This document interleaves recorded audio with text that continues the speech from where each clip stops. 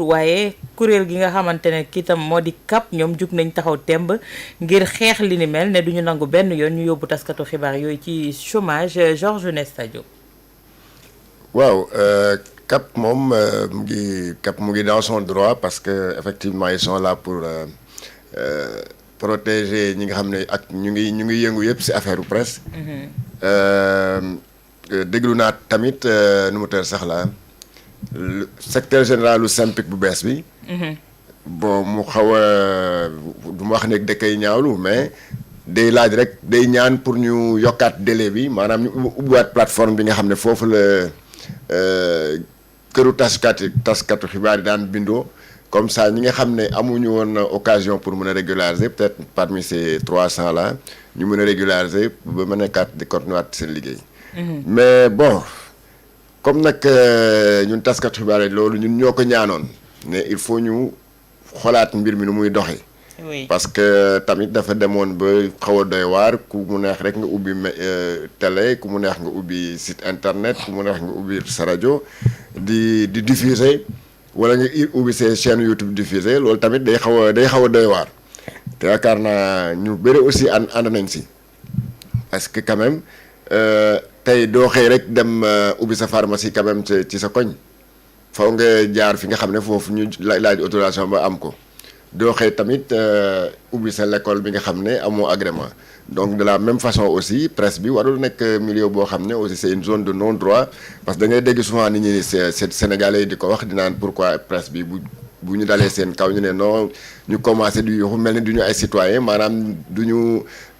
respecter la loi donc yaakaar naa mën nañu kon ne di waxtaan comme ni ko secrétaire général lu SYNPICS waxee kooku moom day ñaan rek proposition la def que voilà nañu ubbiwaat plateforme bi ñi nga xam ne ñu ngi nekk woon en règle mën a bindu. peut-être bu ñu ko yokkee 1 mois aussi mën na baax parce que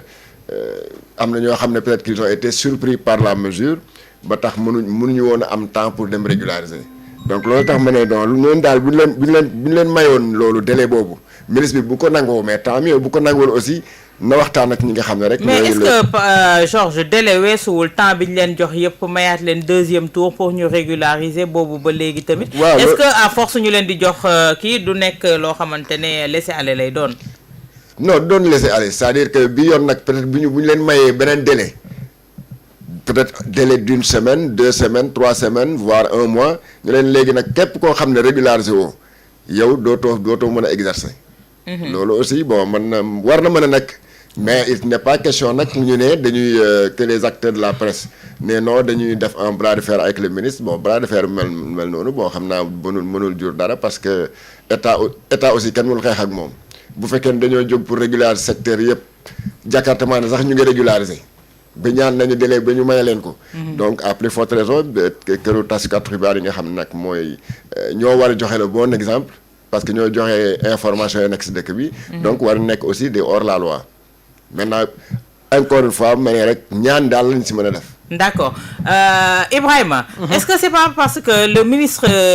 de la communication n'a pas été droit dans ses bottes dans cette affaire-là moo tax mu indi quiproquo bi yëpp. bon je pense plutôt le contraire que le ministre a été droit dans ses bottes depuis le départ peut-être que li may préciser rek et Georges l'a dit en passant mooy que. mbir mi dafa demoon ci ñun en tout cas ba nu rek lu ñuy naan demande sociale parce que c'est la presse qui crie urbi et orbi que ne dañoo war a l'État doit l'aider à ce que mu def un peu de ménage dans ses rangs dans son secteur ba ñu commencé woon di dégg fii ay yenn termes comme ay rakaay ak yu mel noonu donc ci processus boobu je crois moom moo indi woon wàllum ay carte de presse ak yenn kuréel yi comme ay CNRA ak CORED loolu yëpp c'était dans un seul et unique objectif mooy assainir le milieu de la presse je crois que loolu moom c'est un terme qu'on a beaucoup entendu il y a eu des tonnes et des tonnes de papiers écrits sur ça il y a eu des séminaires et des séminaires sur ça donc ba mu amoon code de la presse am toute cette comment dire toute cette structure autour bon maintenant comme Georges aime à le dire ku bëgg fu mu fanaan ak kuy ut fu mu fanaan ak ku bëgg ko wétali voilà ak ku bëgg ko wétali donc ñooñu tëj buntu yaakaar naa waru leen kii donc ñun on veut que le milieu de la presse soit assaini l'État veut nous aider à ce que le milieu de la presse soit assaini, normalement on devrait s'entendre sur les termes. Et je pense pas que même la presse elle-même qu'elle rejette ça. Donc su ma lire seen communiqué bi bon peut-être que ñoom li ñuy ñaawlu mooy peut-être délai yi te secrétaire général SYNPICS le nouveau secrétaire général notamment wax na ko nee na bon pour peut-être ñu allonger un peu les délais comme les Jakartaman l'ont fait comme d'autres et d'autres l'ont fait. Donc mais ñoom ils disent aussi en filigrane dans le seen communiqué bi que ne plateforme bi dañ ko tëj parce que allonger délai ak ubbi plateforme donc pour man c'est deux choses qui doivent aller de pair parce que si on ferme la plateforme on a beau allonger les délais mais loolu du mën a sotti beneen affaire bi mooy que quand même il faut qu'on en revienne je crois à une réglementation beaucoup plus stricte la première chose nag à faire dans ce sens-là mooy d'abord installer le collège des délégués du CNRA. Parce que ce que Aliou le ministre de la communication est en train de faire, c'est le boulot du CNRA. Oui. Et malheureusement aujourd'hui le CNRA ne peut pas le faire parce que son collège des délégués n'a pas été installé. Ensuite ñeneen ñi nga xam ne comme carte de la presse il peut pas fonctionner parce qu'il y a pas de les finances pour faire le fonds d'aide à la presse n'a pas été libéré, le CORED ne peut pas fonctionner, donc du coup aujourd'hui on est dans une situation boo xam ne y a que le ministre de la communication moom moo am prérogative bon pour di seet di jubbanti di def yenn yi donc loolu mi ngi ko doon mën a defee ci su fekkee par exemple il y a eu des concertations préalables avec les organisations faîtières notamment la CAP. Sinon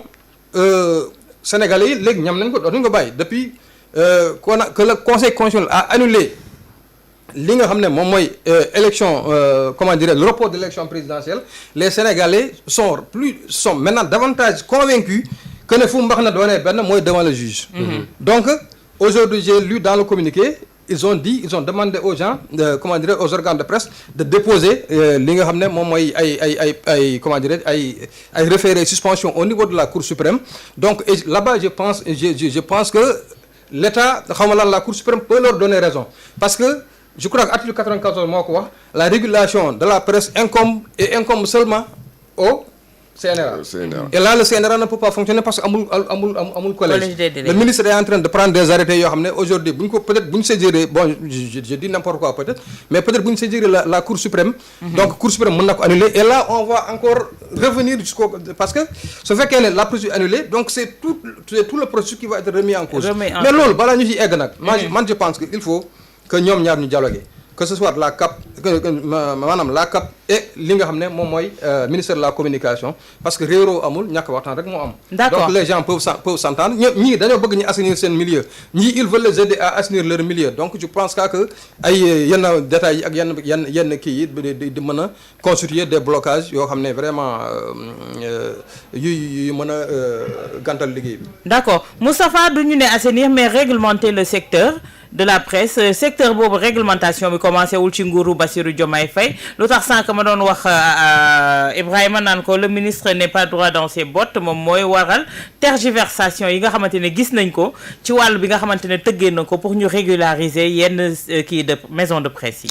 mais awa mën nga ne assainir kay parce que très franchement c'est pas parce que nous sommes du milieu mais le milieu de la presse au Sénégal mais wax dëgg yàlla y a du tout et du n'importe quoi. loolu moom je crois que journalistes yi seen bopp.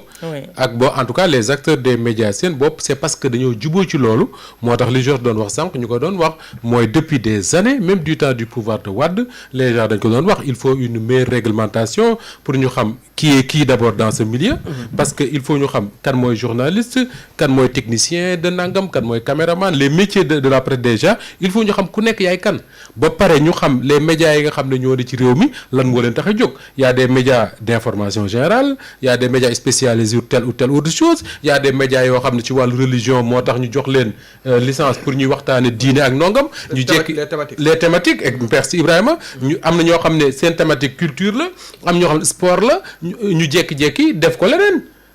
di wax leneen loolu mooy li nga xam ne moo am dans ce milieu mën naa ci lim ay exemple yoo xam ne ba ñuy départ thématique bu précise la woon mais dañu dem ba ci biir ñu changer ko def ko leneen ça veut dire quoi que ni dans ce milieu pendant des années les gens ont laissé faire maintenant il y a un ministre de la communication qui dit que moom bokk na ci mission parce que c'est pas le ministre en fait c'est le gouvernement qui dit que ñoom li ñu bëgg mooy ce milieu là mënul nekk benn milieu d'exception boo xam ne tu verras man mii sañu ma xëy suba sol sama robe dem tribunal ne avocat la su ma ko defee kaso laay yendu ci keneen sañul def leneen mais dans ce milieu de la presse ku mu neex nga xëy suba ñëw yor sa micro yor sa kii ne man journaliste la et les gens pensent que c'est normal c'est pas normal su fekkee loolu c'est normal mieux vaut fermer les écoles de journalisme rédaction yi ñu bañ cee former te kenn ku ñëw rek def li nga bëgg a def ceci étant dit man dama jàpp ne assainir lu am solo la dama jàpp également que ni je suis parfaitement en phase ak Ibrahima Anne que ni le ministre tant que mi ngi mën a waxtaan ak les acteurs il faut continuer à le faire man loolu laa gëm sauf que le ministre ci boppam tijji na ay buntam depuis très longtemps joxe doxee nañ fi ab liste ñoom seen bopp ñu jékki-jékki dañuy tijjiwaat pour que ñeneen mën a régulariser et tout mais il y a des gens qui ont préféré ne pas le faire muy benn ñaareelu awa mooy li nga xam ne moom la te ça c'est pas le ministre c'est le code de la presse oui li nga xam ne le code de la presse moom la wax bu ñu ko toppee ngir wax ne lii moo war a nekk entreprise de presse mais yu ci bari kenn du leen reconnaître maa la ko wax ah bon yu ci bari am na ñoo xam ne ñi ngi nekk fii di yuuxu di kaas ne il faut ñu reconnaître leen soo demee ñi ñuy liggéeyloo amuñu contrat de travail amuñu lii au moins au minimum 4 salariés mu benn qui ont des bulletins de salaire mangoog muy benn ñaareel ba les critères yi nga xam ne ñoom lañ wax ne kii moo war a nekk directeur de publication d'un journal ou bien d'une télévision ou quelque chose comme ça mais les 10 ans d'expérience nañu dem xool yu ci bari ñuy kee soo xoolee ka ko jiite amul expérience boobu même le rédacteur en chef suñ ne laa dafa war a am 7 ans d'expérience mais fii am na ci ñu bari yoo xam ne amuñu kii boobu beneen bi mooy man c'est des exemples que je connais très bien dans ministère de la communication ils se sont rendu compte d'une chose mooy da ngay ñëw am sa média bu tudd Moustapha Diop